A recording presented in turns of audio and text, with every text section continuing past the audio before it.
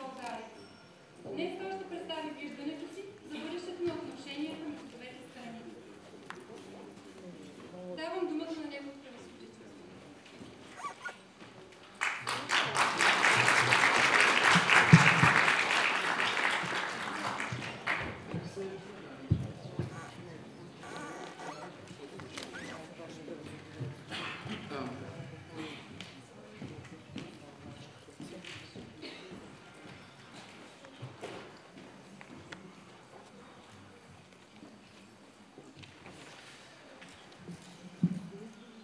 Ladies and gentlemen, a very good evening and a warm welcome to you all.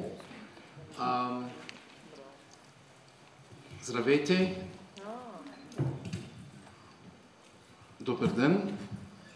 But my Bulgarian is very limited, so Госпожи и господа, добър вечер и добре дошли на всички. So you have to stand by me. Моят български е ограничен, така че ще говоря на английски. I'm very happy to be here tonight, this evening with you. I hope speaking and addressing to you in English will not be a problem. Per suggestion of the organizers of this presentation, I will address you in English, but if required, we can have simultaneous translation or consequent translation. Yes? За мен е удоволствие да бъда тази вечер тук и да изнеса моята лекция на английски по предложение на организаторите, така че имаме преводач за консекутивен или симултанен превод.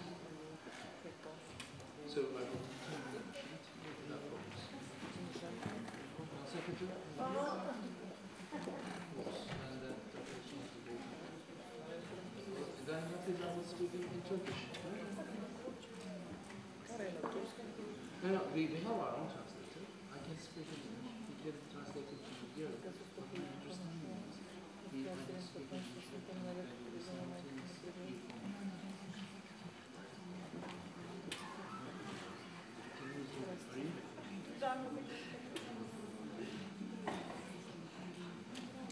Okay, then I think you will do it. All right, okay. So, short sentences, brief sentences, easy translation. Huh? All right, okay. Great pleasure to be here. My name is Süleyman Gökçe. I'm Turkish ambassador in Sofia for almost about a year now. За мен е огромно удоволствие да бъда тук тази вечер. Аз се казвам Сüleyman Гьокче и съм турския посланик в София от една година. We have quite a large embassy delegation, and our consul general in Burgas, who is sitting in between these two lovely ladies, the Turkish ambassador in Burgas, Mr. Akyol, and the members of the Turkish embassy sitting in the front row. And I would like to greet you all, the representatives of the civil society, ladies and gentlemen, the staff colonel of the Bulgarian Navy, welcome sir, and representative of the Turkish Airlines in Varna, and all friends, fellows, ladies and gentlemen. Днес турската делегация е голяма и тя се намира днес в залата, заедно с почетният консул на Република Турция в Бургас. Той, виждате го между тези две прекрасни дами, както и членове на турското посолство, които са седнали на първият ред. И бих искала да приветствам членовете на също на нашите на представителите на гражданското общество във Варна, представителите на военноморския флот, представителите на турските авиолинии и всички наши приятели, които са на момента на тази лекция. Ladies and gentlemen, I will today, this evening, offer you a couple of perspectives on, as you see here, Turkish-Bulgarian relations in the new century. Както виждате, днес ще представя, ще говоря за няколко перспективи в турско-българските отношения през 21 век, през новия век. And in doing so, I will presume that this presentation will be on the record and bearing in mind the presence of the press, so that everything can be quoted. Така че имам предвид, докато изнасям тази лекция, че в залата присъстват и членове на пресата и предполагам, че тази моя лекция ще се бъде по някакъв начин записана, така че което ще споделя всичко е това, което бих искал да кажа, което може да се каже пред публика. So this is not a closed meeting or Chatham House rules do not apply here. So it is a public conference. Така че това не е реч, която се предлага пред затворени врата. Това не е някакво събитие пред просто да си говорим, а това е една обществена лекция, която изнасям в момента.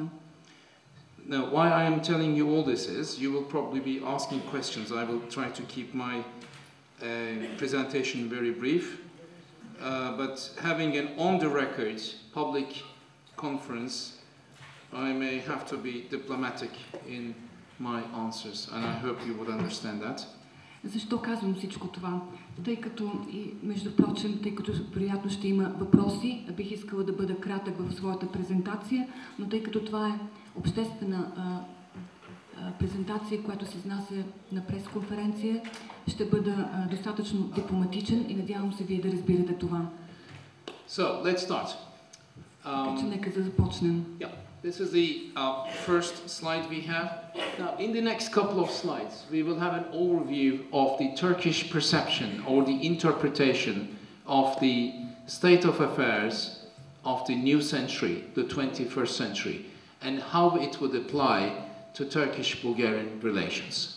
В следващите два слайда, които виждате, ще направя кратък преглед на начина, по който Турция разглежда и възприема и тълкува нашите взаимоотношения в 21 век и как те се отразяват върху нашите отношения. Keywords for quick and easy interpretation: transformation, globalization, interdependence. И някои от ключовите думи, които бих искала да посоча за по-добър превод, са именно трансформация, глобализация и interdependence. И взаимозависимост.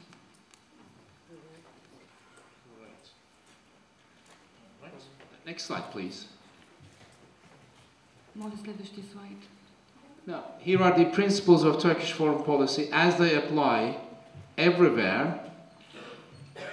outside, around Turkey, and also within Turkey. First is we need to find a balance between freedoms and security for the public. Тук на следващия слайд виждате основните принципи на турската външна политика, такива каквито се прилагат както вътре в Турция, така и извън страната. Това е именно един баланс между свободи и права.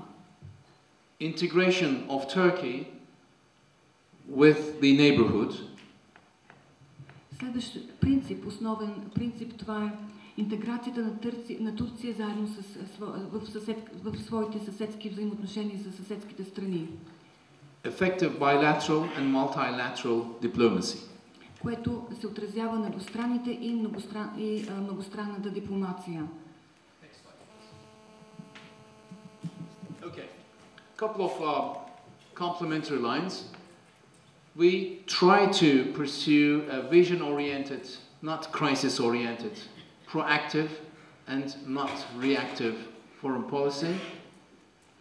Нашата визия за турската външна политика се основава върху, нашето виждане се основава за визията, а не за конфликта. Именно на това се основава турската външна политика.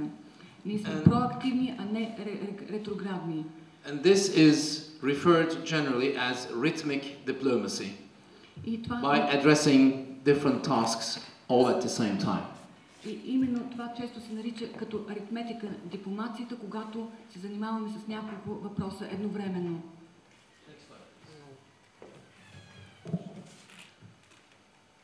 Okay, we come to Bulgaria and the region.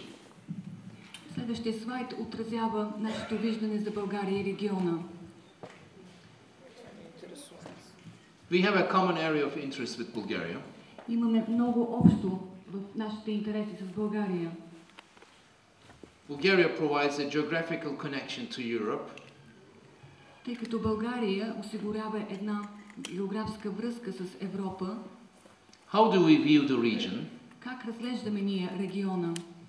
Improve the security, При подобрена сигурност regional ownership and inclusiveness, which is very important. и при регионално включване, което е много важно.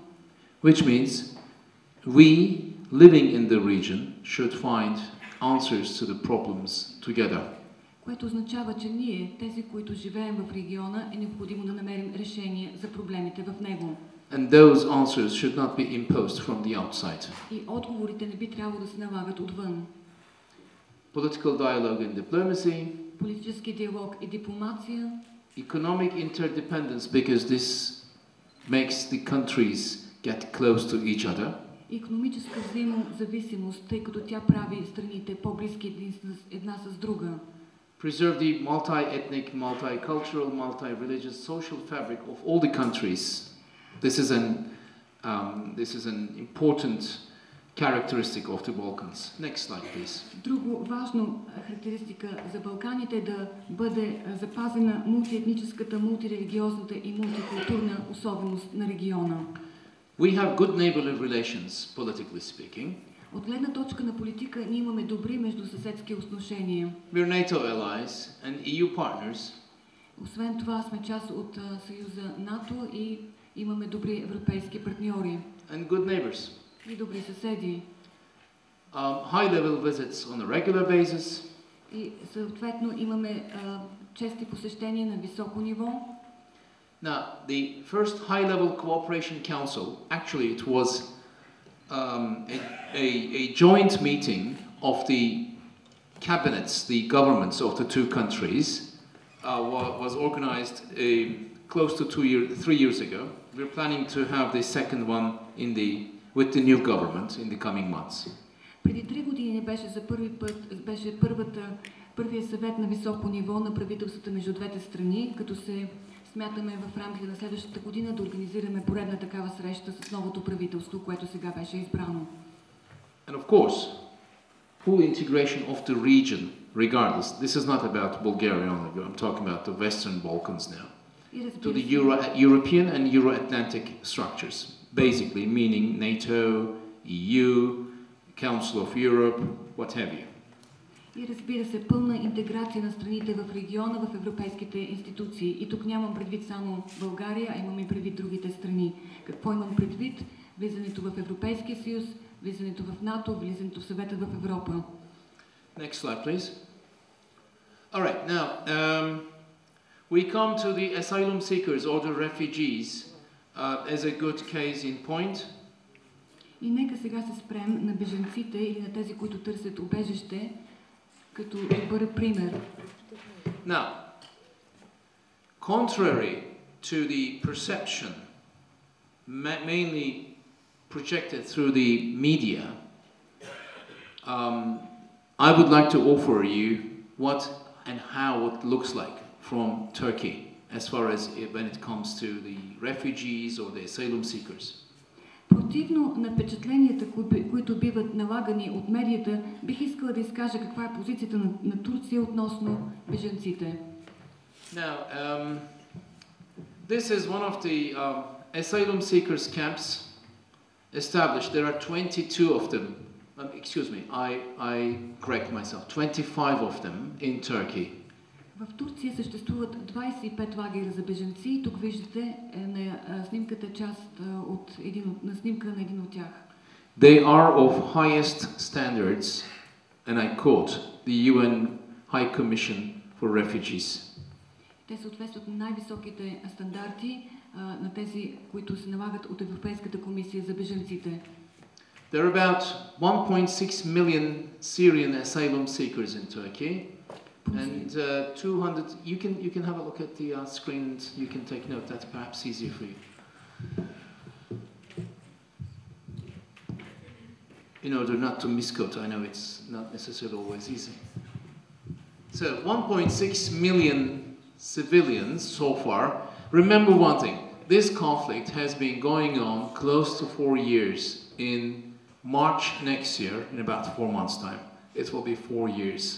So in the 4 years, 1.6 million Syrian civilians came to Turkey, and in 25 shelters, 220,000 living. Rest are living in cities, towns, etc. Така че искам да напомня, че този процес продължава почти 4 години. През март до година ще станат 4 години, това е след 4 месеца. Та в рамките на този период в Турция пристигнаха 1 600 000 сирийски беженци, като в момента имаме 220 000 сирийци, които живеят в тези 25 лагера. 33,000, more than that actually, Syrian babies were born in the shelters so far. Като до момента са родени над 33 000 сирийски бебета в тези лагери. Only the number of the babies are more than 3 times of the asylum seekers in Bulgaria. Така че, както виждате, дори броят на децата родени, на бебетата родени в турските лагери е 3 пъти по-голям от броя на всички сирийски беженци в България. Now, we provide every kind of utilities and every kind of services you can imagine, free of charge. Ние осигуряваме всякакви услуги и всякакви възможности за тези бежанци безплатно, такива каквото си представите, го предоставяме безплатно. Turkey, over the last 3.5 years, have spent 4.5 billion US dollars for the asylum seekers, not only the Syrians, they're also Iraqis. So the total number of asylum seekers in Turkey are about 2 million now, as we speak now.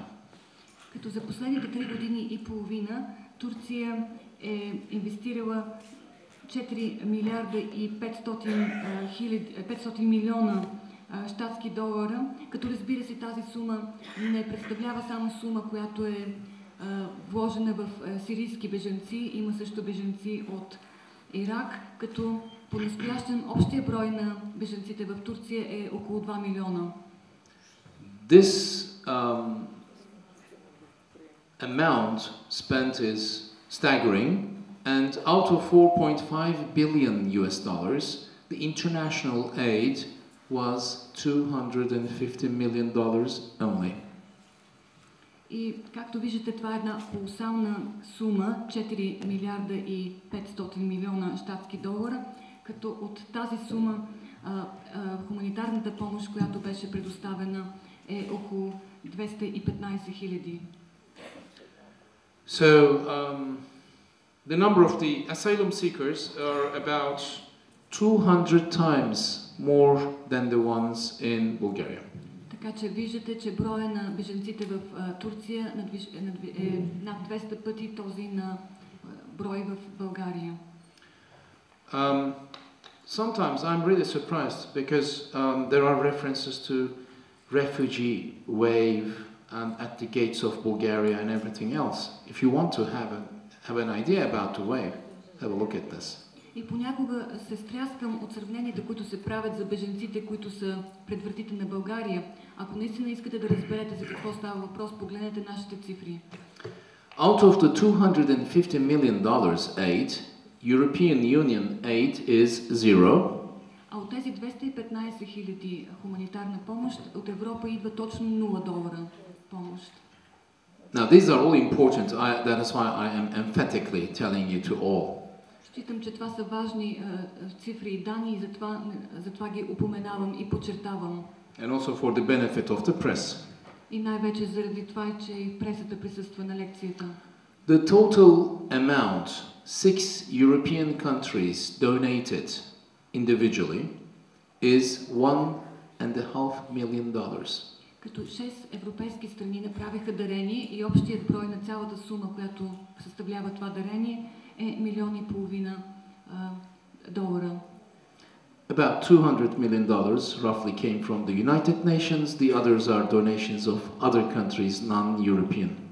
Като от Обединените нации дойде помощ от около 200 хиляди и също известна сума дойде и от други, милиона. Okay? Yeah. Next slide, please. Now, what we do with the Bulgarian authorities, we understand the concerns of Bulgarian authorities, border, military, police, otherwise. Ние разбираме загрижеността на българските власти, на полицията, на военните. And there is a full cooperation in the field of border security. Освен това има пълна степен на сътрудничество заедно с гранична полиция. Information exchange, operations against human trafficking.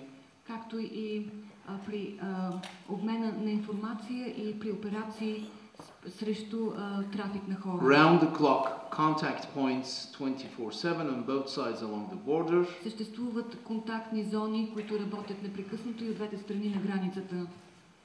Border committee meetings, police forces, etc. Съответно има непрекъснати срещи между граничните служби на двете страни. So, out of the roughly 10 to 12,000 asylum seekers, some granted refugee status in this country, about 8,000 of them are Syrian. Говорейки за цифрите за България, между 10 и 12 хиляди са беженците тук, като около 8 хиляди са сирийските беженци. Rest about 30% from other countries. И 30% са съставени от беженци от други страни. Next slide, please.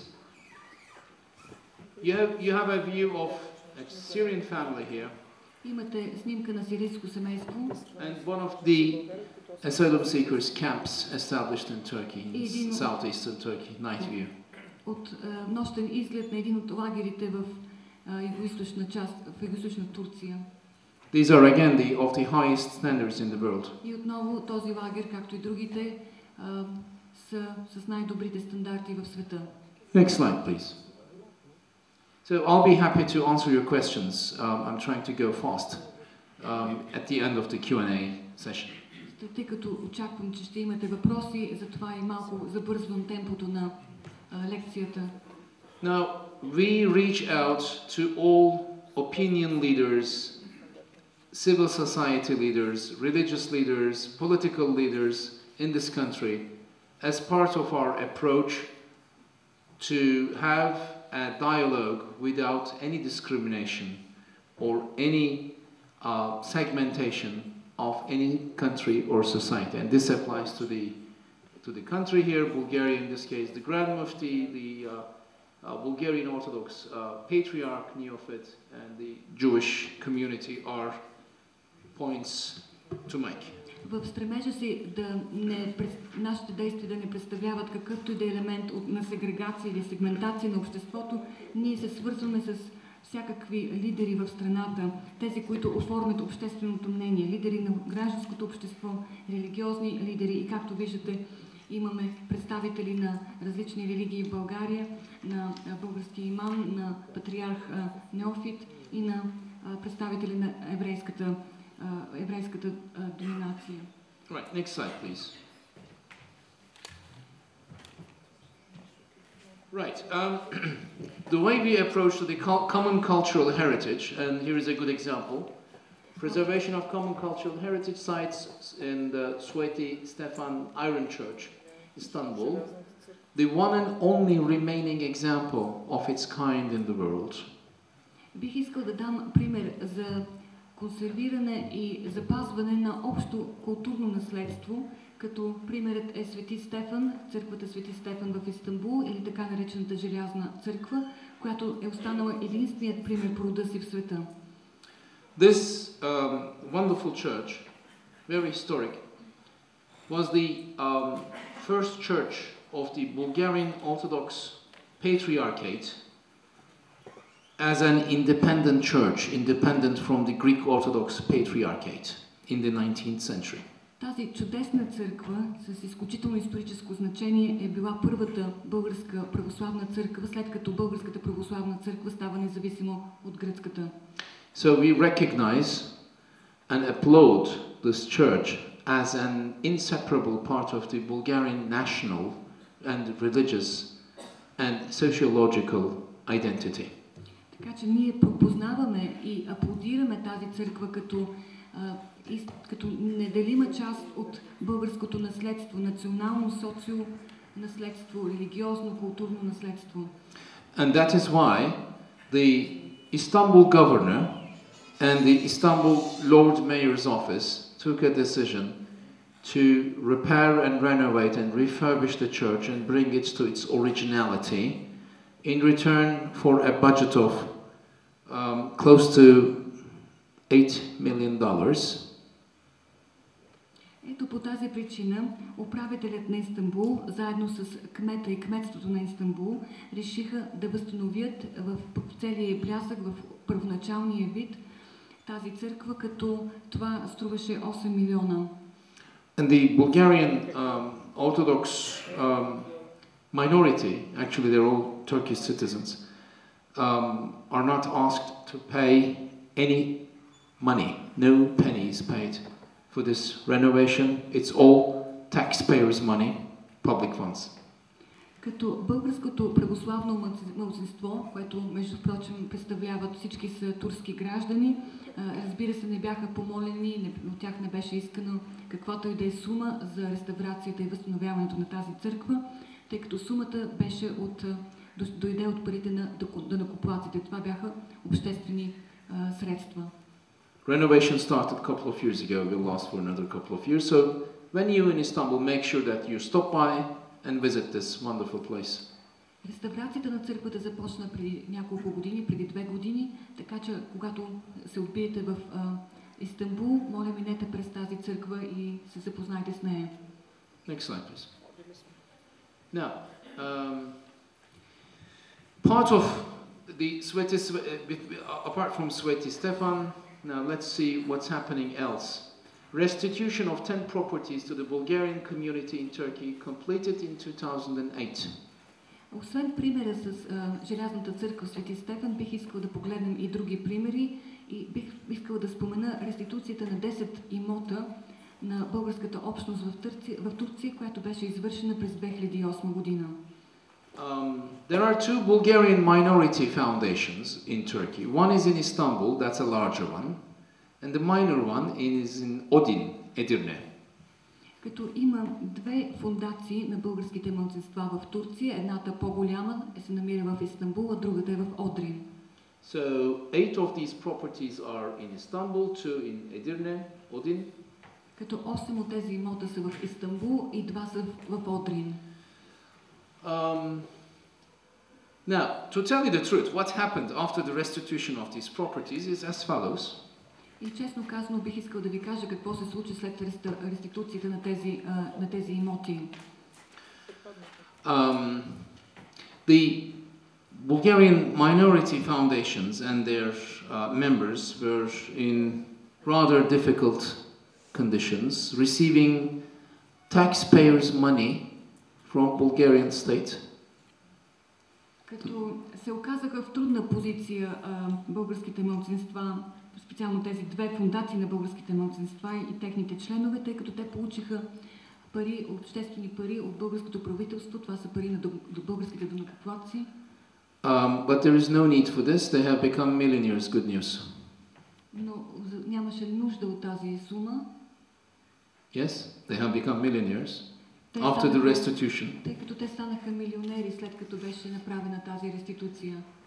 Especially these estate plots and fields in Istanbul, they come close to a valuation of $1 billion after redevelopment of the property.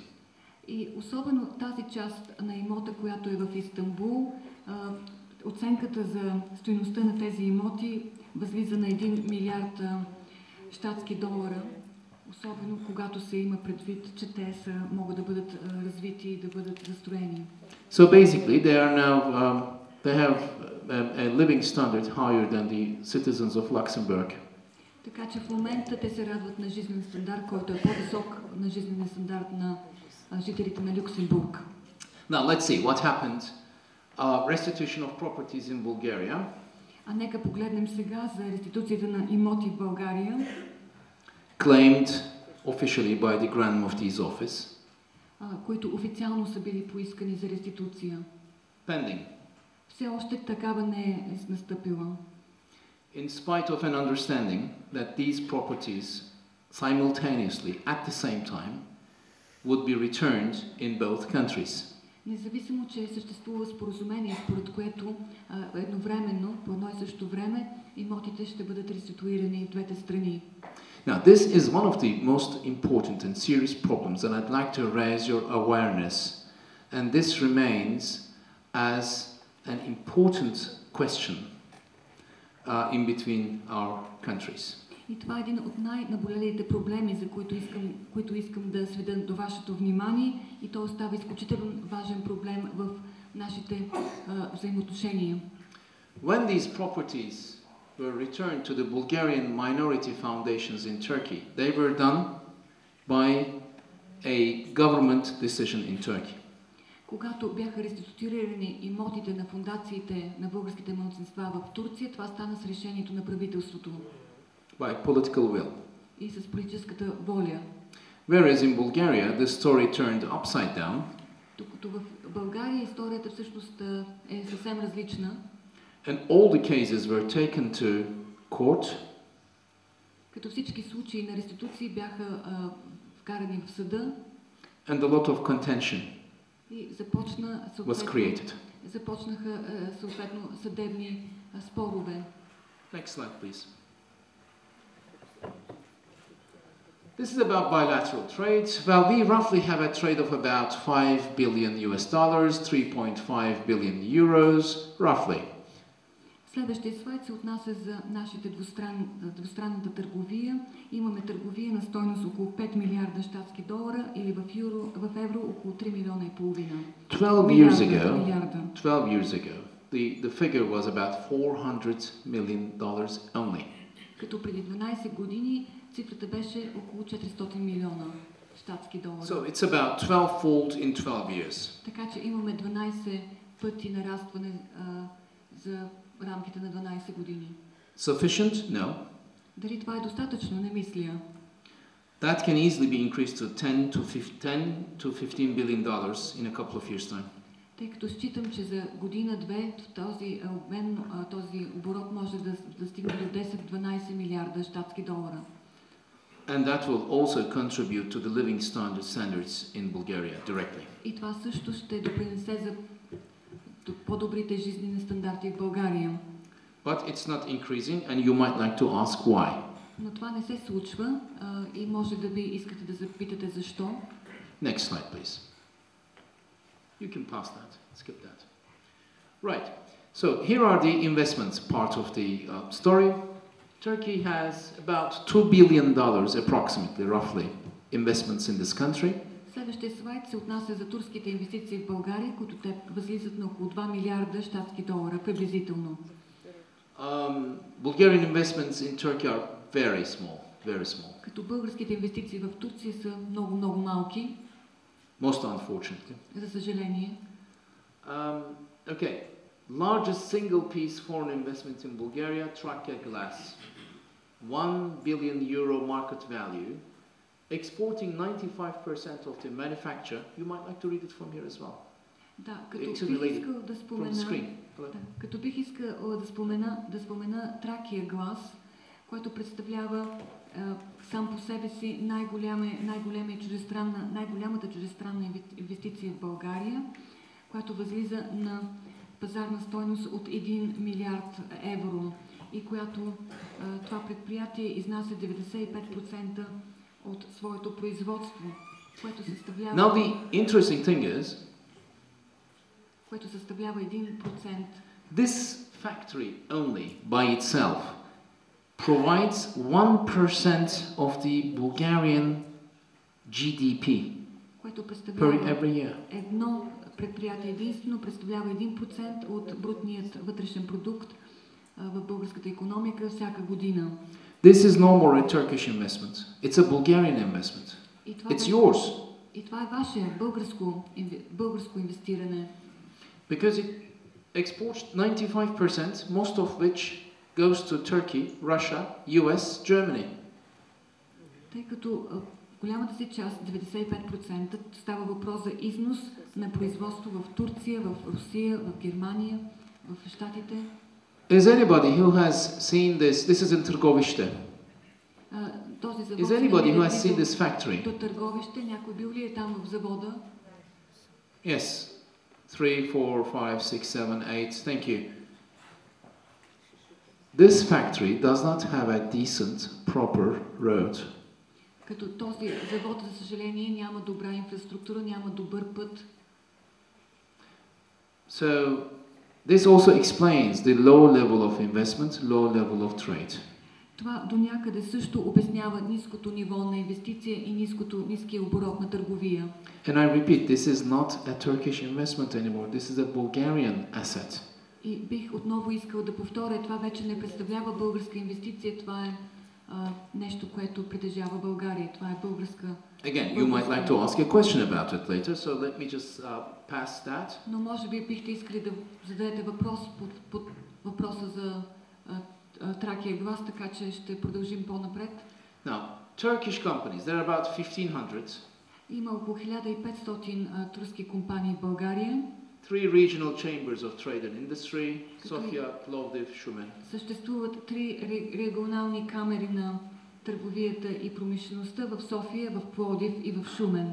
We're trying to unite them under the roof of a larger organization which we managed, Union of Chambers of Trade and Commerce, established about a couple of weeks ago. И се опитваме тези 3 камери да ги сложим под един покрив и това е именно този съюз на камерите, който беше преди няколко седмици създаден. Idea is less bureaucracy, one-stop shopping, faster processing of the ideas and issues in business interactions. Next slide, please. Като идеята всички да бъдат под един покрив е да намалим бюрокрацията и да ускорим процеса на обработка. Now, there we go. There's a huge potential, and I'd like you to think, I invite you to think on these issues later on. Turkey has a 100% open market. Турският пазар е на 100% отворен. It is about a $1 trillion economy, nominally speaking. Well, purchasing power parity, PPP, close to 1.5 trillion. Като виждате и данните относно пазара в Турция. And you see the income level over here. И както и съответно цифрите, които стават. Comparative size of the economy in the world, in Europe, etc., etc. Yeah. Istanbul, it's a huge city. It's a megapole. It's right at your next door. Истанбул, който е един огромен град, голям метрополис, е буквално на една крачка от вас. Now, I'd like you to translate this last bullet, if I may request, please. In addition to projects in progress. Допълнение към проекти, които в момента се създават и развиват, които са на обща стойност от 200 милиарда щатски долара, Турция, освен това, инвестира допълнително 350 милиарда щатски долара и тази инвестиция ще бъде в инфраструктура и ще завърши през 2023 година.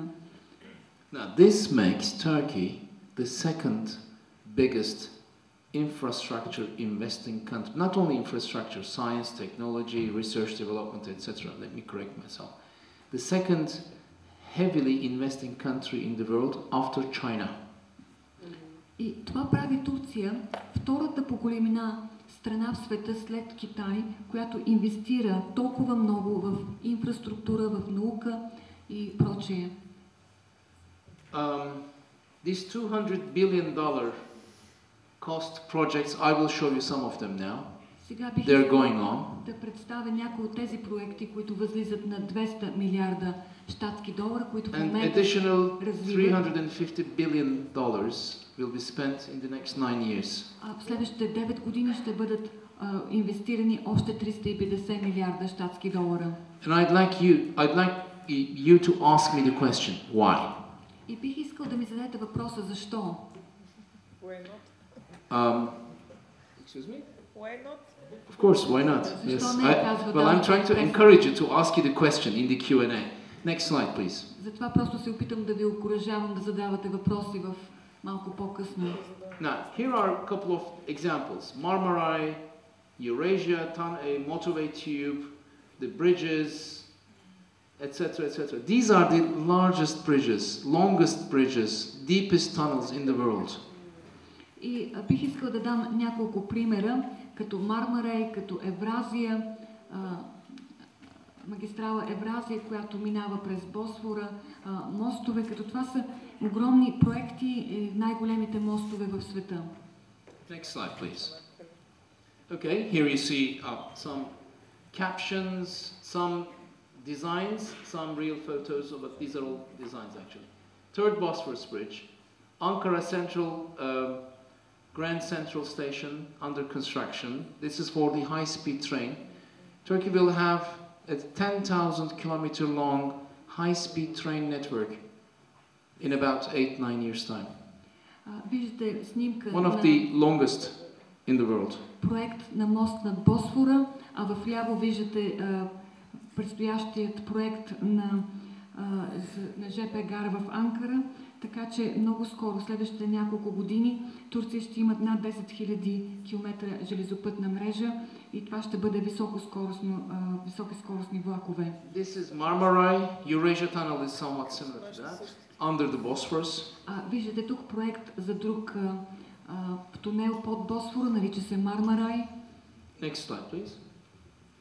Okay, this is the Izmit Bay crossing. This is the second airport in the world being built on sea. It's on the Black Sea coast. И виждате залива Измет в горната снимка, а долу виждате второто летище в света, което на практика се строи върху море. Това е Черно море, между впрочем. Next slide, please. Yeah. Okay, this is Eurasian Tunnel. Това е тунела Евразия. These are the infrastructure stuff, many of them around. And renewable energy is very important, of course. Също много важен за нас е енергията, която добиваме от възобновяеми източници. Okay, have a look at the Istanbul financial centers. Istanbul has already won this one on the European side. This is the second one, partially finished, partly under construction on the Asian side. Истанбул вече има два финансови центъра, като снимката в ляво представлява европейската част на Истанбул, а другата снимка представлява финансовия център, който в момента се строи в азиатската част. Istanbul has already become one of the largest financial centers in the world. The per capita in Istanbul is in the range of $25,000. Като Истанбул вече представлява един от най-големите финансови центрове в света и можем да кажем, че на глава от населението имаме около 25 000 щатски долара. Next slide, please. Right, okay. Where is all this money spent, not only on roads and fast trains and etc., but also there's a satellite program. Като разбира се, тези суми не се инвестират единствено в пътища или в бързоскоростни влакове, но разбира се и в наука и в високотехнологични иновации. Humanoid robots, as you see here. Хуманоидни роботи, както виждате на снимката. Defense industry, etc., a lot of things. Индустрията свързана с отбрана и така нататък. Next slide, please.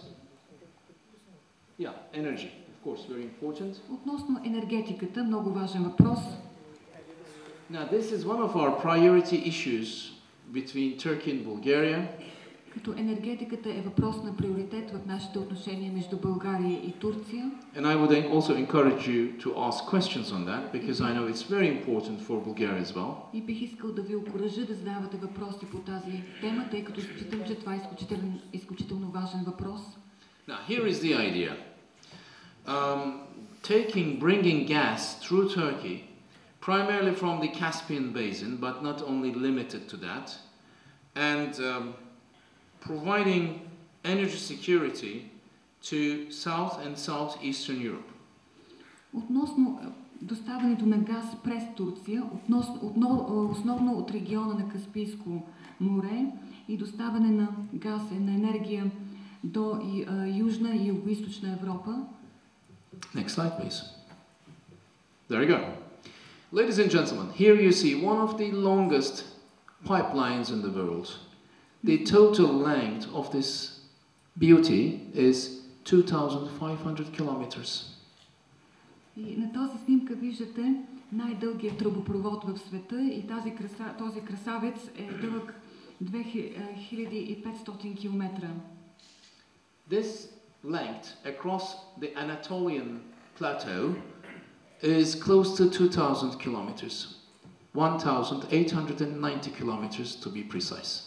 И по Надолското плато тръбопровода преминава близо 2000 километра. And then it comes from the Caspian, Azerbaijan and Georgia, and then runs all the way through Turkey, and then ends up in Greece and Bulgaria. Като започва от Каспийския регион и Грузия, минава през Турция и достига Гърция и България. Construction started. Като строителството започна, 3 years from now, December 2017, the natural gas will come to the doorstep of Bulgaria. И след 3 години, през декември 2017 година, до вратите на България ще достига газ. This is a $45 billion project. Като този проект съставлява 45 милиарда щатски долара в инвестиции. Next slide, please. Yeah, I think that's our last. Това е последният слайд. There we go. Next. There we go. It's finished. Така че приключихме. Now, before...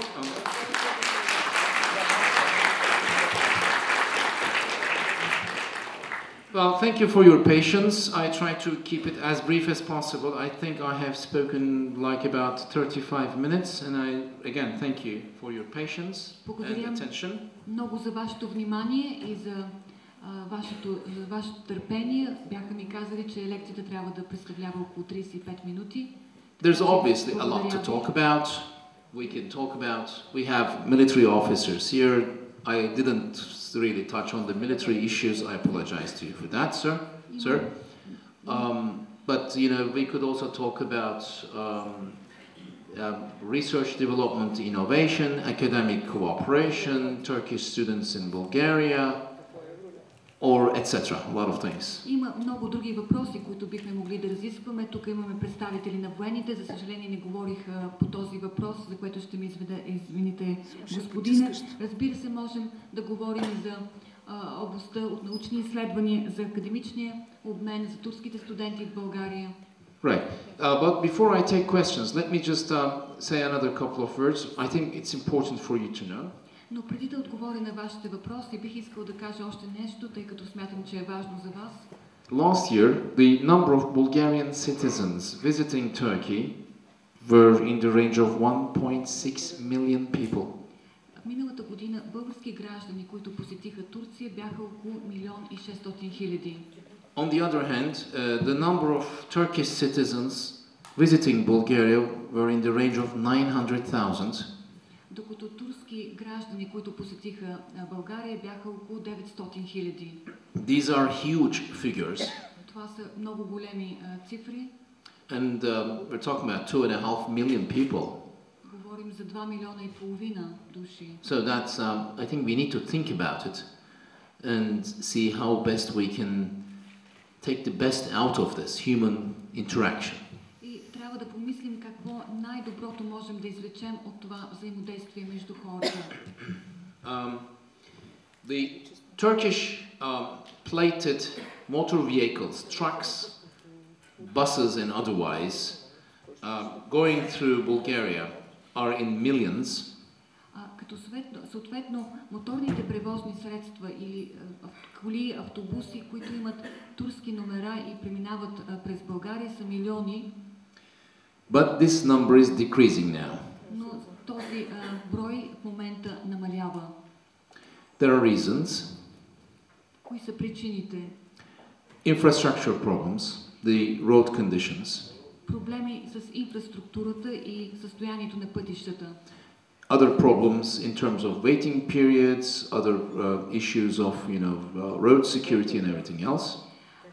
Въпроси свързани с изчакване, с чакане по границите, въпроси свързани с сигурността на пътищата. And this traffic is diverting in different directions. Като този трафик в момента се пренасочва в други посоки. And you will see this in about a couple of years, the true and full impact on the economy, most unfortunately here. И за съжаление това въздействие, това влияние върху местната икономика ще се забележи може би след година-две.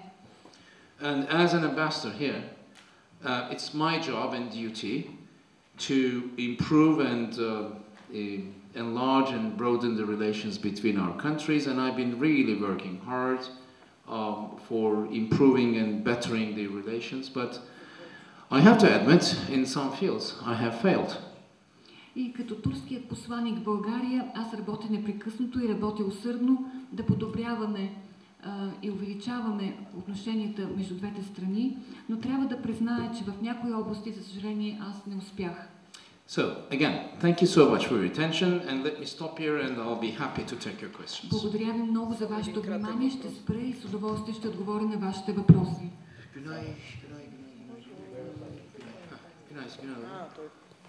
Türkçe anlatayım biraz da. Siz Bulgarca afiyetle yorulur. Заповядайте на двата микрофона, може да задавате въпроси. Може ли едно уточнение?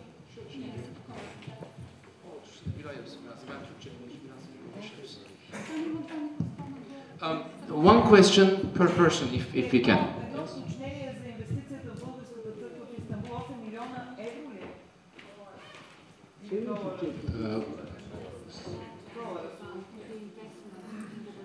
Или лири?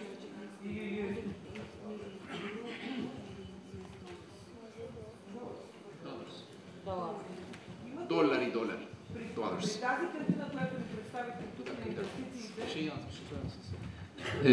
her kişiden bir soru rica ederim. Herkes soru sorma imkanı olsun. Yani onu bir de soru soranlar kendilerini lütfen tanıtırlarsa çok memnun oluruz. Ще помоля тези, които задават въпроси, да се представят и само по един въпрос от един човек, за да имат възможност и другите. беше понеже уточнение. Видим, ще се сложи за. Въпросът ми е Даниела Стойнова, Българско национално радио. След всичко това, което ни представите, има ли Турция все още интерес към присъединяване към Европейския съюз?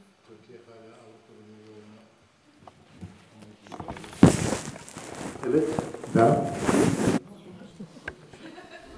Nedenini sormak ister misiniz? Искате ли да попитате защо? Да. Çok basit. Много просто. Bizim için Avrupa Birliği За нас Европейският съюз bir zenginleşme projesi değil. не е един проект за богатство, за обогатяване. En başında anlatmaya çalıştığım bir şey vardı. Türkiye, Avrupa ve Avrupa Atlantik değerleri ekseninde demokratik uluslar topluluğunun bir ailesidir. Още от началото се опитах да обясня нещо. Турция е част от европейските ценности, от европейската демокрация. Biz bu tercihimizi çok uzun seneler evvel yaptık. Ние този наш избор го направихме преди много години. Hatta bu Türkiye Cumhuriyeti ile de başlamadı. Османlı İmparatorluğu'nun son döneminde de vardı. Дори не с създаването на републиката, това го имаше и в края на Османската империя. Türkiye diğer aday ülkelerden farklı olarak Avrupa Birliği'nden kayda değer miktarda yardım, fon ya da para almaksızın adaylık sürecine devam ediyor. Турция продължава процесът си за присъединяване към Европейския съюз, но за разлика от другите страни го прави без да получава каквато и да е помощ от различни програми, фондове и така нататък. Bunu internette aradığınızda bulursunuz. Eurostat falan bir sürü sitede var zaten. Yani benim sözüme itibar etmek durumunda değilsiniz. Ако искате, това може да го проверите и в много интернет сайтове. Peki buna rağmen nedir vaziyet? Какво е положението въпреки всичко? Biz burada bir tercih kullandık. Bir medeniyet tercihi kullandık. Ние тук просто направихме един избор. Избор е цивилизационен избор. Türkiye hem batıya hem doğuya ait bir ülkedir. Турция е страна, която принадлежи и към Запада, и към Изтока. Doğuyu da batıyı da aynı derecede iyi anlayabilen, algılayabilen bir ülkedir. Турция е една страна, която добре разбира и възприема и Запада, и Изтока. Aidiyet seçimini Avrupa-Atlantik ekseninde yapmıştır. Изборът си Турция направи с насоченост към евроатлантическите ценности.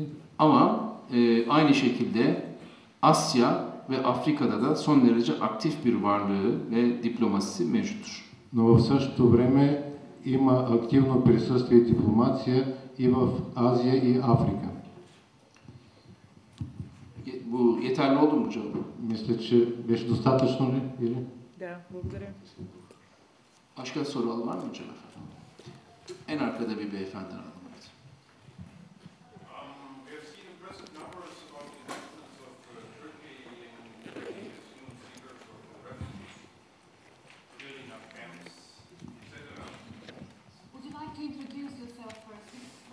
Could you please introduce yourself, your name and affiliation first, sir?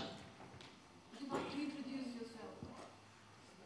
I live in Varna. I'm in Germany. I live in Varna and have my company. Yes, sir. Thank you. Please. My name is Pr. What I'm interested in is to see, we have seen very impressive and we're thankful for Turkey to host Syrian refugees and the solutions. What I'm interested in is to see what is Turkey doing that people stay in Syria, stay safely in Syria. Господина е германец, който живее в България и задава въпроса към негово превъзходителство, който беше какво прави конкретно Турция, за да може сирийските граждани да останат в Сирия.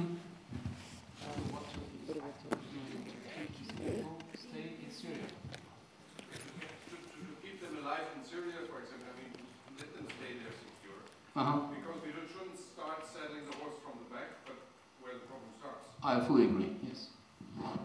И съответно, за да можем да предотвратим самия проблем, да не слагаме каруцата пред коня, да говорим за това как да задържим сирийските бежанци в Сирия. May I reply? Did you finish? Yeah. I think that's well, first of all, I'd like to thank you for asking a question because it's a very important and relevant question. Бих искал да ви благодаря за този въпрос, тъй като той е изключително важен. Well, Turkey has been desperately endeavoring, trying to convince the world opinion that we should protect these people, preferably in their country, if not possible, in safe areas. Като Турция отчаяно и задълбочено се опитва да отстоява позицията пред световното обществено мнение, че е необходимо ние да осигурим защита на тези граждани в тяхната страна и по възможност или при възможност в някакви сигурни пространства. But this has not been possible since the conflict started. Но това не е възможно след започването на самия конфликт. We made concrete proposals to the international community. Отправихме към международната общност конкретни предложения. And believe me and trust me, please, Turkey is the one and only country which did that. И повярвайте ме, Турция беше единствената страна, която направи това. We proposed a couple of things. Като ние предложихме две неща.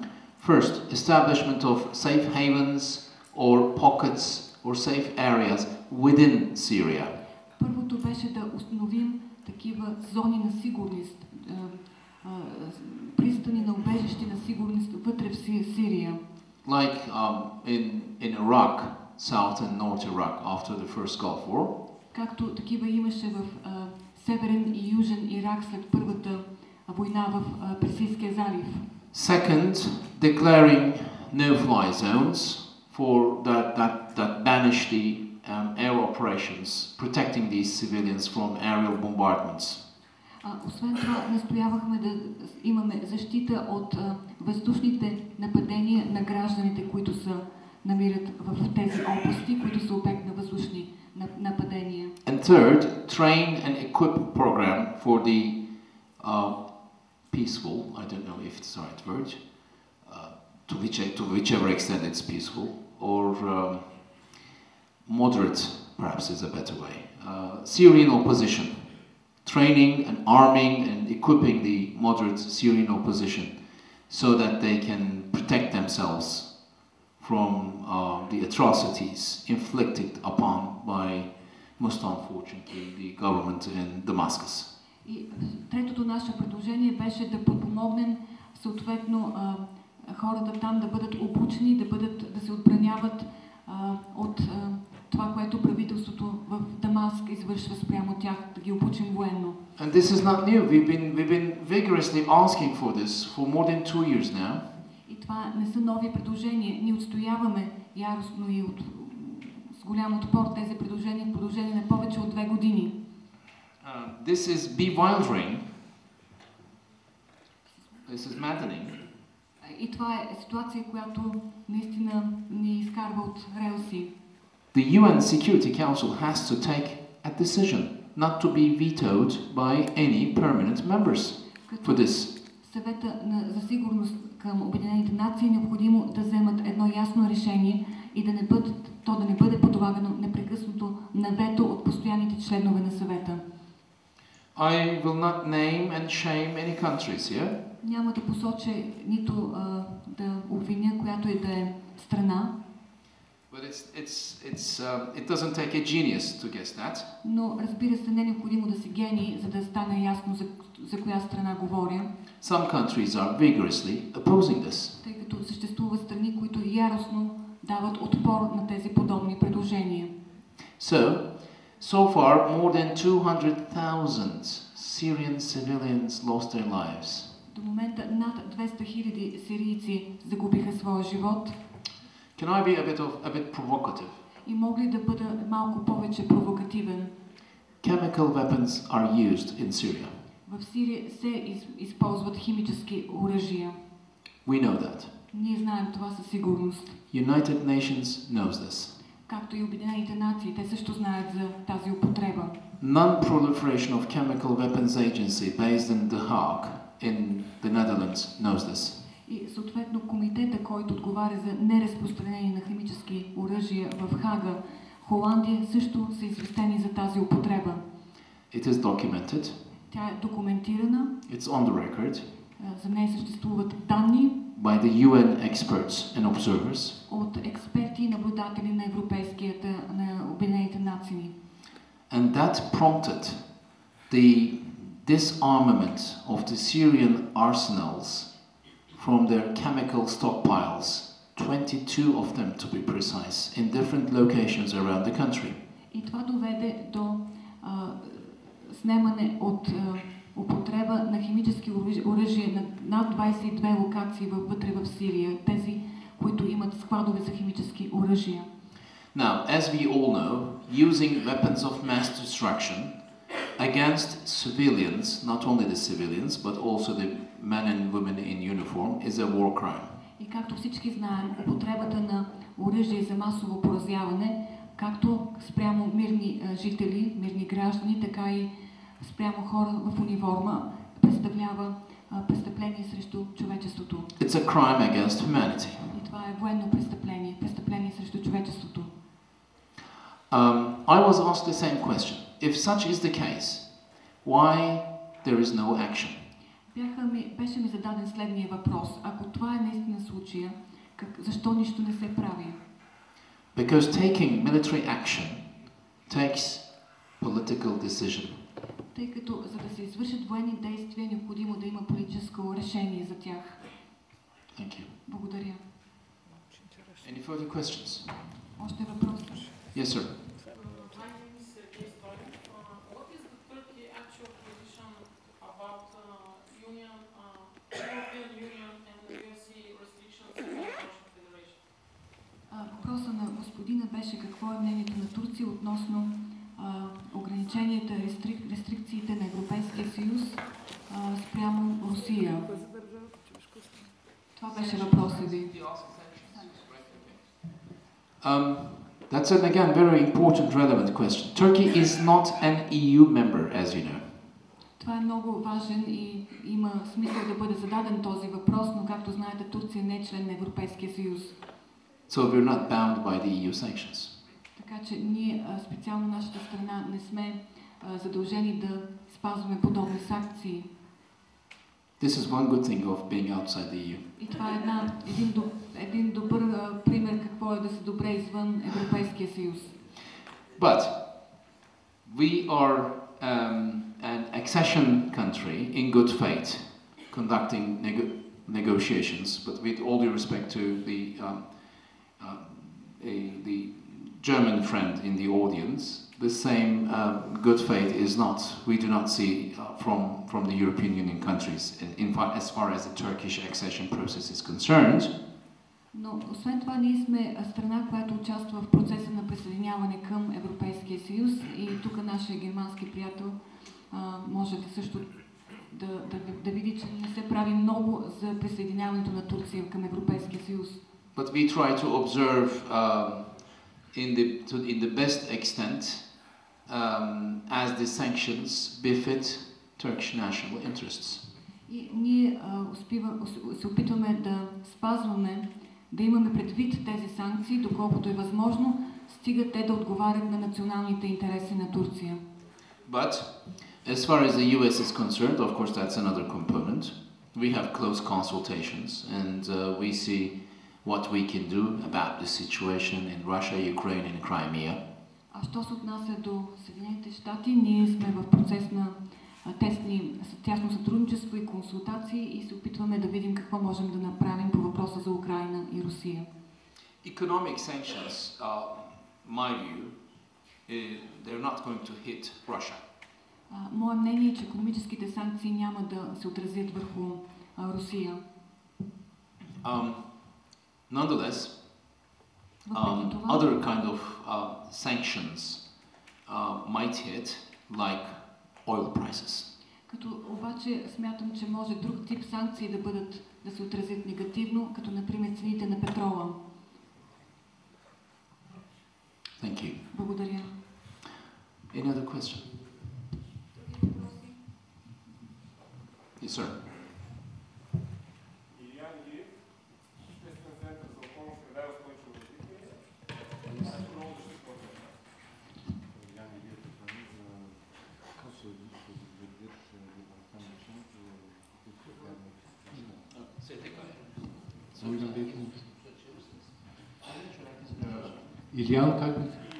İlyan İliyev sürdürülebilir bir ortam için bir NGO başkanı.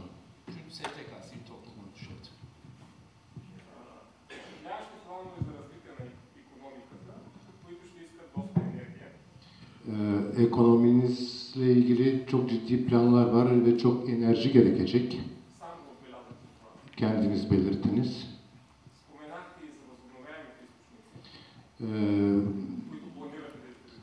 Çevre dostu enerji kaynaklarından da bahsettiniz, planladığınız.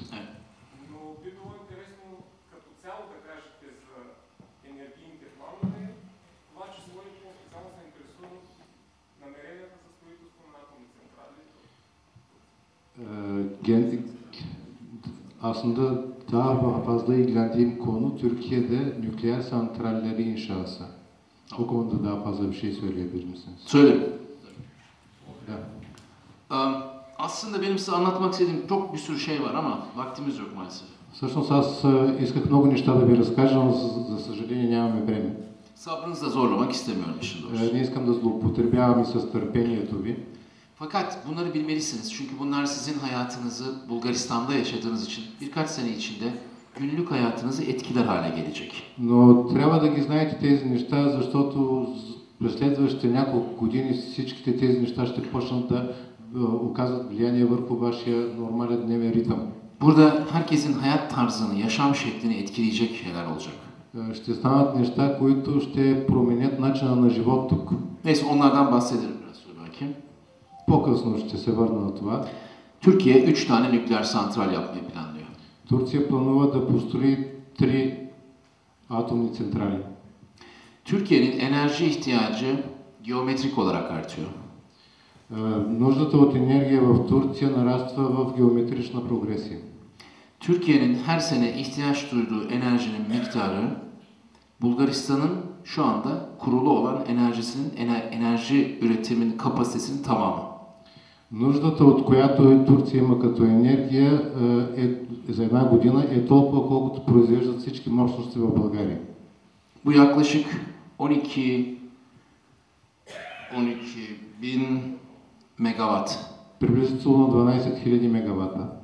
Bulgaristan'ın kurulu gücü yanılmıyorsam 12.000 megawatt. Ако не се лъжат, Ve Türkiye'nin her sene bu kadar enerjiyi kurması lazım ki üretimi ekonomik gelişimi devam etsin. Мощността на България е 12, нали, с които разполага са 12 000 мегавата, така че всяка година Турция трябва да увеличава с толкова производството си, за да задоволява нуждата си от енергия.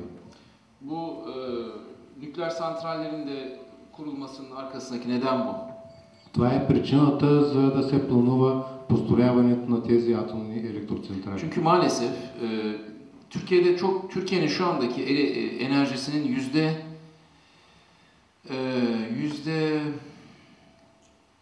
%9'u yenilenebilir kaynaklardan geliyor. За съжаление, в момента само 9% от произвежданата енергия в Турция е от възобновяеми източници. Biz bunu 2030'a kadar %35'e çıkaracağız. До 2030 година искаме този процент да стане 35. Bu dünyada çok az ülkenin yaptığı bir şey, onu söyleyeyim. Това малко страни в света биха могли да го направят. Güneş, rüzgar, jeotermal, hidroelektrik. Производство на енергия от слънце, от вятър, от вода. Ama nükleere ihtiyacımız var. Но имаме нужда от атома. Sorunuz için bilmiyorum, cevap oldu mu? Не знам. Достатъчен ли е този Başka bir şey mi отговор? sormak Или istemişsiniz? друго искахте да попитате?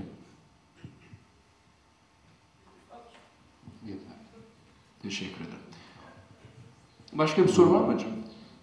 Други въпроси? Yes, sir. Адам Орлин, mühendisim.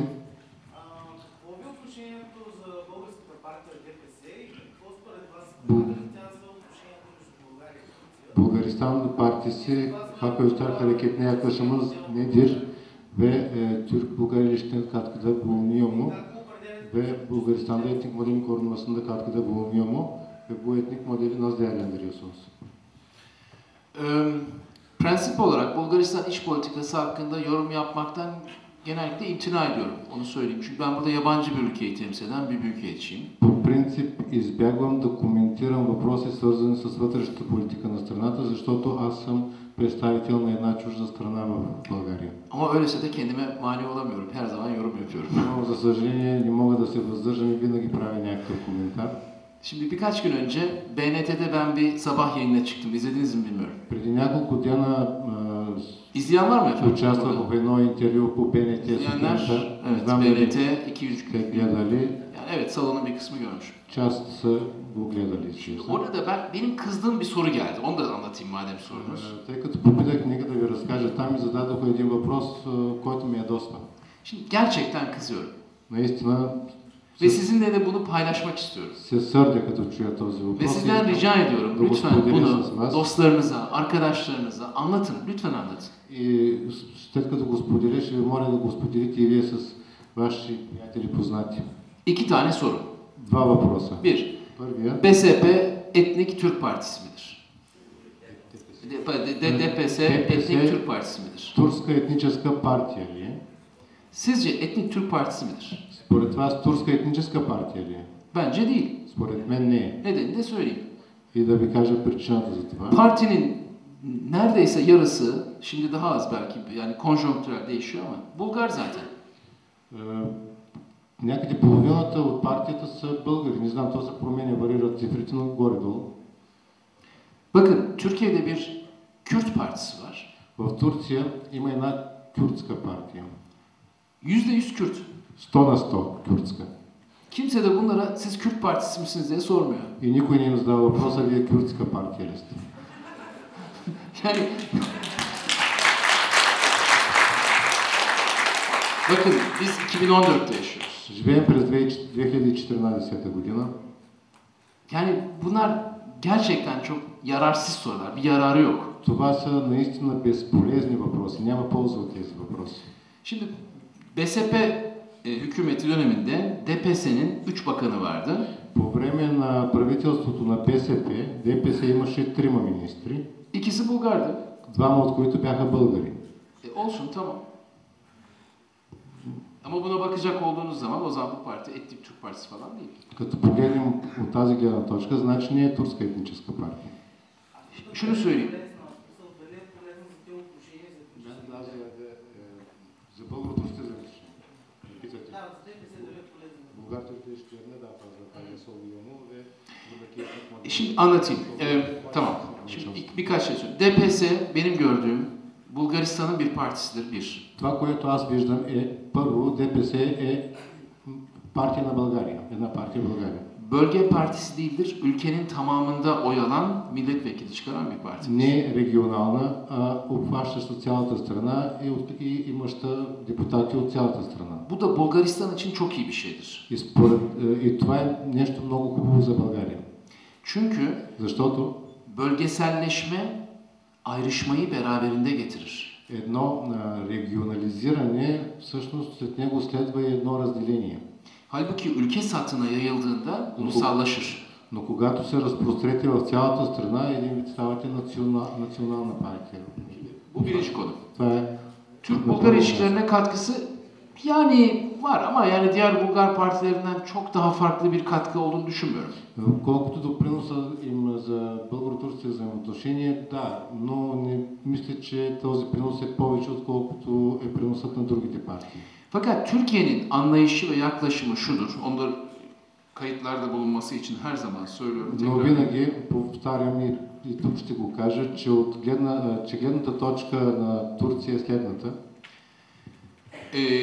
Bulgaristan'daki Müslüman ve Türk kökenli soydaşlarımız Türk-Bulgar ilişkilerinin merkezinde çok önemli bir rol oynarlar ve de iki ülke arasındaki ilişkilerde köprü rolü oynarlar.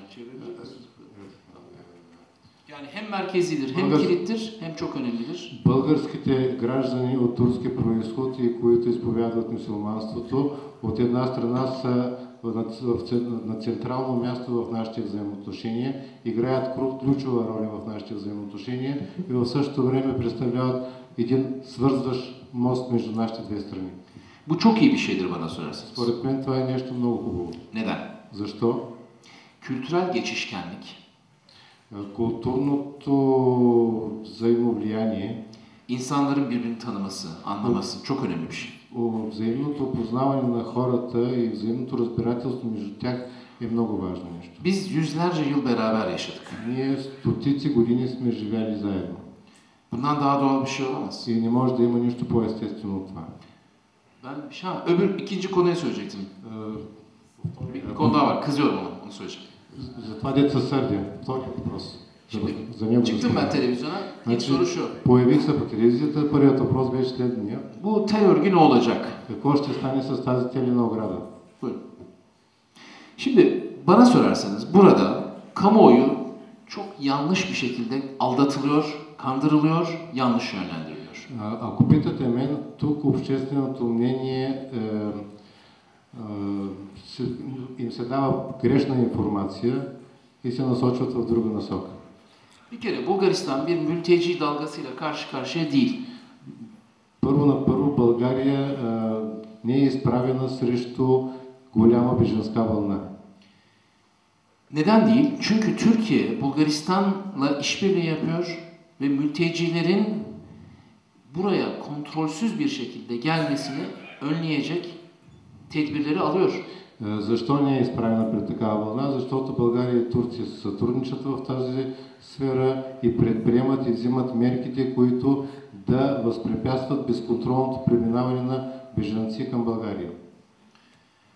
Eğer Türkiye bunu yapmasaydı, ако Турция не беше направила това, bugün Varna'nın sokaklarında, Sofya'nın sokaklarında binlerce, on binlerce mülteci dolaşırdı. Днес по улиците на Варна, на София щяха да се разхождат стотици и хиляди бежанци. Ve bunları da hiçbir güç durduramazdı. И никаква сила нямаше да може да ги спре. Tel örgü de durduramaz, duvara durduramaz. Телената ограда. Bir yolunu bulur. Tünel kazar, bilmem denizden geçer, yapar. Тунел ще прокопае, през морето ще мине, но все ще намери някакъв път. O zaman bu çığlık niye koparılıyor? Tel örgü, bütün sınır falan. Тогава защо е това за телената ограда постоянно се лансира? 30 kilometrelik tel örgü olduğu için burada 10.000 tane sığınmacı var diyemezsiniz. Böyle bir şey yok. Не можете да кажете, в България имаме само 10 000 бежанци, защото имаме 30 километрова телена ограда. Türkiye, Bulgaristan'la dayanışma gösterdiği, yardımlaştığı için burada sığınmacı dalgası yok. Причината да няма вълна насочена към България е именно това взаимодействие между България и Турция по този въпрос. Sanıyorum bu konuda herkes mutabıktır. Мисля, че всички ще се съгласите с мен по този въпрос. Geçen sene tel örgünün çekilmesi konusunda önceki hükümetin Dışişleri Bakanı Ankara'ya geldiğinde ben Türkiye'nin müzakere heyetindeydim. Миналата година, когато започна да се говори за тази телена ограда и при посещението на министър-председателя, министър на външните работи на България в Анкара, аз бях в делегацията, която преговаряше с българската делегация. Biz komşularımıza değer veririz ve saygı duyarız. Ние ценим нашите приятели и ги уважаваме. Bulgaristan Dışişleri Bakanı bize dedi ki, sınırın kontrol edilmesi çok zor olan dağlık bir bölümündeki 30 kilometrelik kesime geçici ve sadece burayla sınırlı kalacak şekilde tel örgü çekmek istiyoruz. Министърът на външните работи тогава ни каза, че за да овладеят бежанската вълна, искат да построят временна телена ограда около 30 km в гористи места, където контролът е труден. Biz de bu anlayışla ve bununla sınırlı kalmak şartıyla evet dedik. И ние казахме да, именно от тази гледна точка, оставайки в тези рамки на разговорите. Çevrede bir eksiklik var mı? Herkes için açık değil mi bu söyledikleri? Tamam. Güzel. Şimdi dedi ki o zaman bize Dışişleri Bakanı, Bulgaristan Dışişleri Bakanı. Тогава министърът на външните работи на България ни каза, sınırın geri kalan kısımları düz arazidir. Останалата част от границата е равнинна местност. Kontrolünde herhangi bir sıkıntımız yoktur. Нямаме някакви притеснения по отношение на контрола на Gece ya da границата, gündüz. денем и нощем. Bizim kontrol edemediğimiz kısım 30 kilometre. 30 km е само районът, който не успяваме да контролираме. Dolayısıyla diğer kısımlarda biz kontrol ediyoruz. İhtiyaç yok. Така че няма нужда да го правим в другите части на границата, където контролът го има. Şimdi ben size şunu sormak istiyorum. Аз сега искам да ви задам Ve следния bunu въпрос. sizin mantığınıza seslenerek soruyorum. И ви питам, отправих въпроса към вашата логика. Türkiye'de 2 milyon sığınmacı varken, Bulgaristan'da 10.000 kadar varken, Тогава, когато в Турция има 2 милиона бежанци, а в България са само 10 хиляди. Ve bütün bunlar Türkiye'nin Bulgaristan'la işbirliği, dayanışma, yardımlaşması sayesinde olduğu gayet açıkken, И когато е напълно ясно, че всичко това е станало в следствие на доброто взаимодействие и сътрудничество между двете страни, bir yıl içinde ne değişmiştir ki sınırın tamamının telle kapatılması ihtiyacı veya zarureti ortaya çıkmıştır? Какво се промени за една година, че се появи тази нужда от телена ограда по цялата дължина на българо-турската граница? Ben bunu size söyleyebilirim cevabını. Аз мога да ви дам отговор на този въпрос. Bunun cevabı şudur. Той е следния. Geçen sene çekilen 30 kilometrelik tel bir ihtiyaçtan kaynaklanıyordu. Doğru. Миналата година тези 30 км телена ограда бяха продиктувани от определена нужда. Правилно. Bu da tartışılabilir aslında. Макар че може да се спори също и по този момент. Yani biz komşularımızla dayanışma göstermek için bunu kabul ettik. Otelin de ne kadar işe yaradığı çok tartışılabilir. Ние се съгласихме на това, за да покажем така разбиране към съседите си, макар че също може да се спори доколко е полезна тази 30 км ограда. Fakat bugün sınırın 160 kilometre tamamını telle kapatalım dediğinizde bu bir siyasi tutumdur. Но днес, когато кажете, искаме цялата 160 км граница да построим телена ограда, това е едно вече с политически оттенък. Siyasi deklarasyondur. Това е една политическа декларация. Bu deklarasyonun da maalesef üzülerek söylüyorum. За съжаление казвам, че тази политическа декларация. Bunu lütfen rica ediyorum iç işlerinizle ilgili bir yorum olarak almayın. Не искам да го възприемате като коментар по отношение на вътрешната ви политика. Fakat maalesef aşırı görüşlü bazı partilerin Но за съжаление някои партии с крайни възгледи ısrarıyla istismar edilen bir konu bu. Този въпрос упорито го използват. Şimdi dünyanın her yerinde aşırı görüşlü partiler var, Türkiye dahil. В целия свят, в Турция включително, има партии с крайни възгледи. Bunda garip bir şey yok. Тук няма нищо за очудване. Şimdi garip olan şey şu yalnız. Но чудното е следното, или за очудване. Dünyada hiçbir yerde aşırı görüşlü partilerin hükümet ortağı olduğu vaki değil. Никъде в света няма страна, където партии с крайни възгледи да са в коалиция в правителството. Ve bir azınlığı temsil ediyorlar. Те представляват едно малцинство. Şöyle düşünün, bir uçak dolusu yolcu var. Sizler bindiniz uçağa. Помислете си последния начин. Има един самолет пълен с пътници. Bindiniz, Varna'dan nereye gidiyoruz? Качвате се İstanbul'a gidiyoruz. и тръгвате примерно от Варна за Истанбул. Uçağa bir avuç insan biniyor. 8 kişi, 10 kişi. Качват се към една група от 8 души, 10 души в самолета. Uçağı kaçırıyorlar. И отвличат. İstanbul'a değil de Moskova'ya gidiyorsunuz. İyi, Veya ne bileyim ben, Roma'ya gidiyorsunuz. Истанбул отиват в Москва или в Рим, примерно. Yani hava korsanları esir alıyor şimdi. Yani böyle bir durum var. Пирати един вид ви глобяват. Çoğunluğun iradesi bu yönde mi? O başka bir konu. Дали волята на мнозинството е в тази насока? Şimdi bu benzetmeyi lütfen siyasi anlam yükleyerek yorumlamayın. Сега тези мои възгледи не искам да ги възприемате като политически коментар. Fakat bu Bulgaristan'ı ilgilendiriyor. Çünkü Bulgaristan Avrupa Birliği'nin üyesi. България е член на Европейския съюз. Ve de Avrupa Birliği içinde bu tepki topluyor. Emin olabilirsiniz bundan. И вътре в Европейския съюз също има реакции.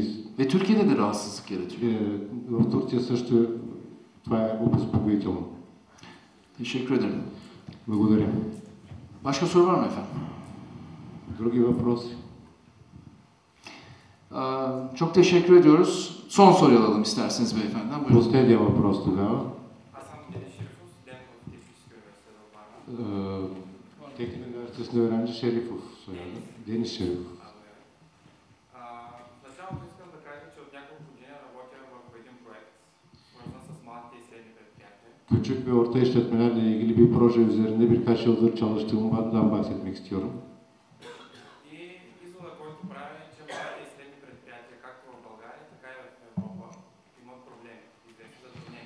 Ve vardığım sonuca göre Bulgaristan'da da Türkiye'de de küçük ve orta büyüklükteki işletmelerin bazı sorunları, Bulgaristan'da ve Avrupa'da KOBİ'lerin bazı sorunları var.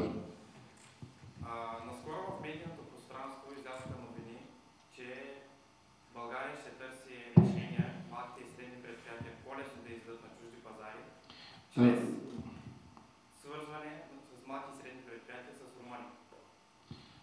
Medyada çıkan haberlere göre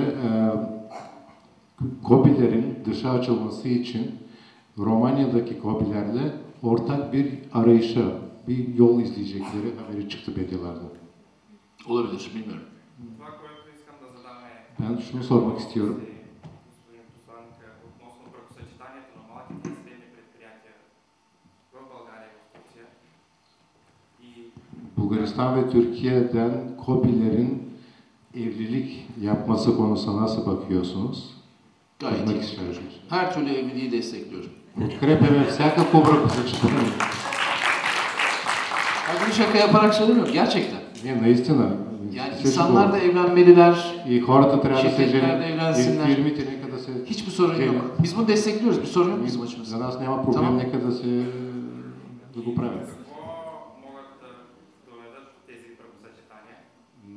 Nereye götürüyor? Малките и средни предприятия. Küçük ve orta işletmeler arasındaki bu evlilikler, evet, nereye kadar götürebilir? Yani nereye kadar birlikte gidebilirler? Valla her şey olabilir. Ne bileyim, bilmiyorum, her şey olabilir. Şimdi sorunuzu daha spesifik olarak sorarsanız cevap verebilirim ama çok genel bir şey soruyorsunuz. Şimdi bakın, ben size bir şey söyleyeyim. KOBİ'ler Türk ekonomisinin %50'sinden fazlasını oluşturuyor. Çok önemli bir rakam. Малките и средни предприятия в Турция представляват 50% от фирмите в Турция. Bu bütün çağdaş dünyada da böyle zaten. И в целия съвременния свят това е така. Това, което исках да наистина да попитаме, България и Турция, сред малките и средни предприятия в България и Турция, чрез бракосъчетания, могат да излязат на чужди пазари извън рамките на Европейския съюз. Avrupa Birliği dışındaki ülkelere Türk ve Bulgar KOBİ'leri evlilik yaparak birlikte çıkabilirler mi? Evet. Da. Şimdi ben sabrınızı biraz zorlayarak 2 dakikada dikkatinizi alabilir miyim? Минути само да помоля тогава. Az evvel bir şey söyledim. Hayatınız çok yakında değişecek şeyler oluyor Türkiye'de. Onlardan bahsedeyim isterseniz. Преди малко ви споменах, че в Турция стават неща, които се променят в живота ви съвсем скоро. Може би за тях да спомена само малко. Şimdi KOBİ'ler de çok önemli, büyük şirketler de çok önemli. Важни са и малките и средните предприятия, важни са и големите предприятия. Ben 1 yıldır Bulgaristan'dayım. Аз от 1 година съм в България. Ve size bütün dürüstlüğümle şunu söylemek istiyorum. Çok üzülüyorum bazı şeyler için. И така честно искам да ви кажа, че съжалявам за някои неща.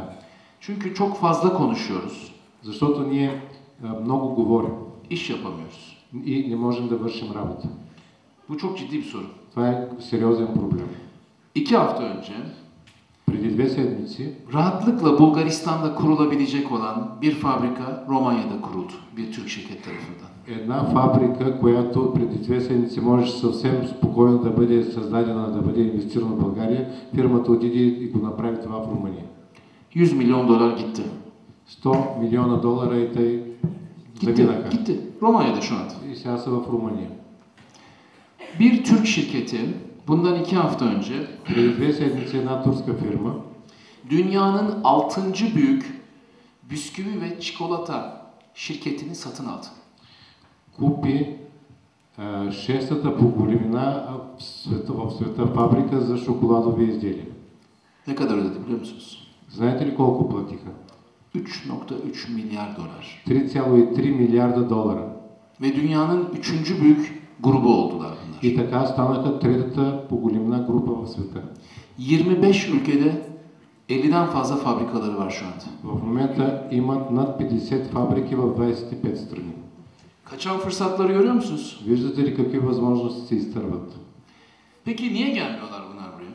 Добре, защо не идват тук тези фирми? Benim şimdi bunları getirmek değil mi? Не е ли моя работа да съдействам за това?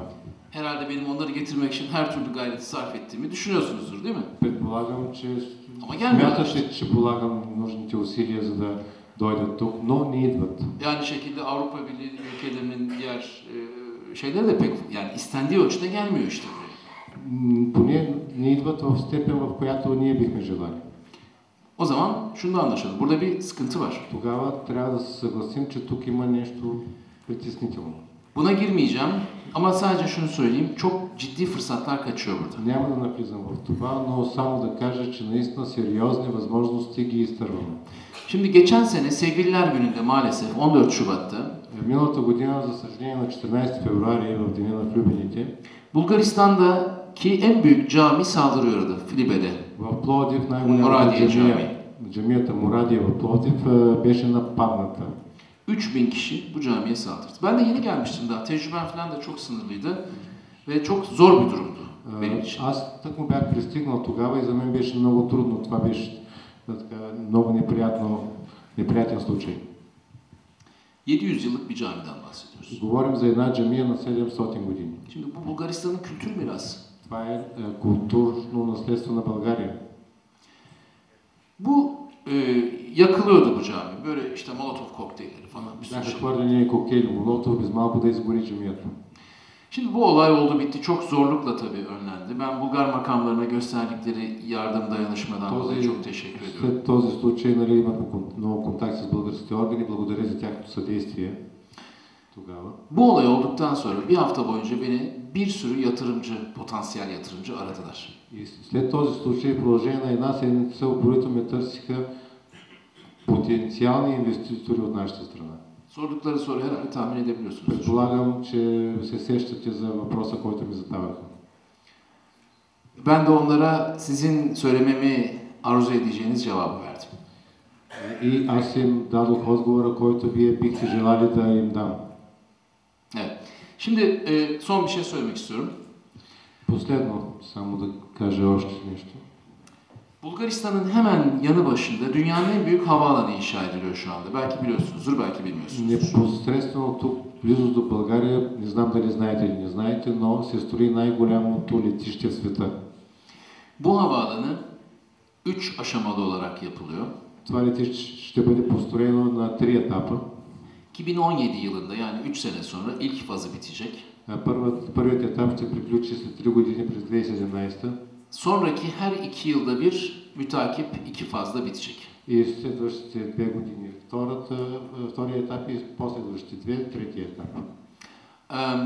Toplam 150 milyon yolcu yıl kapasitesi olacak. С годишен капацитет 150 милиона пътници. 180 milyona kadar çıkabilecek. С възможност да стигне до 180 милиона. Şu anda dünyanın en büyük havaalanı Atlanta, Georgia, Amerika'da 93 milyondur yıl. В момента най-голямото летище е в Атланта, Джорджия, в Америка, 93 милиона пътници. Bu havaalanının Bulgaristan'dan çok yakında olduğunu biliyorsunuz herhalde. Това летище се строи много в голяма близост до България, предполагам, че го знаете. Aynı anda 500 uçağın park edebileceği bir havaalanından bahsediyorum. 500. Говорим за летище, където едновременно могат да паркират 500 самолета. 16 tane kontrol kulesi olan bir havaalanından С 16 контролни кули.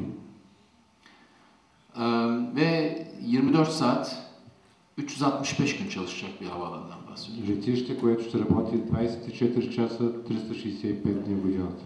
Bu havaalanı otoyollarla ve hızlı demir yoluyla Bulgaristan sınırına kadar gelip bağlanacak. Това летище ще бъде свързано с българската граница чрез магистрали и високоскоростни ЖП линии. Düşünebiliyor musunuz? Siz Varna'dan dünyanın en büyük havaalanıyla dünyanın her yerine gidip geleceksiniz. Можете ли да се представите, че вие от Варна ще можете чрез това летище, най-голямото летище, да пътувате до всички краища на света? Daha güzeli, dünyada size gelecek. И което също е много важно, светът ще идва при вас. İşte Türk Hava Yolları'nın Varna temsilcisi beyefendi bugün aramızda. Господинът, представителът на турските авиолинии за Варна е сред нас. Türk Hava Yolları'nın, ben şunu söyledim, 31 Mayıs'ta açıldı bu hat. На 31 май открихме линията Варна-Истанбул. 2 yıl sonra Varna'nın çehresi değişecek. И за 2 години ще се промени облика на Варна. Şimdi böyle bir dünya var. Сега има един такъв свят.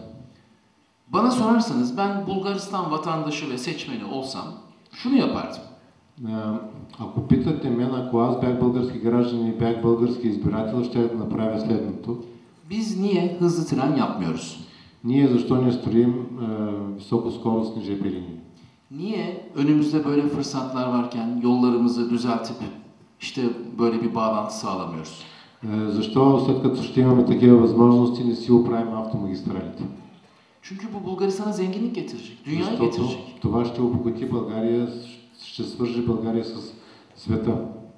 Gördüğünüz gibi biz bunları konuşmuyoruz. Yani Bulgaristan'da bunlar konuşulmuyor. Tel örgü çekelim mi, çekmeyelim mi falan bunlar Ние konuşuluyor. вместо да говорим за това, за тези неща, говорим за телени огради и други подобни.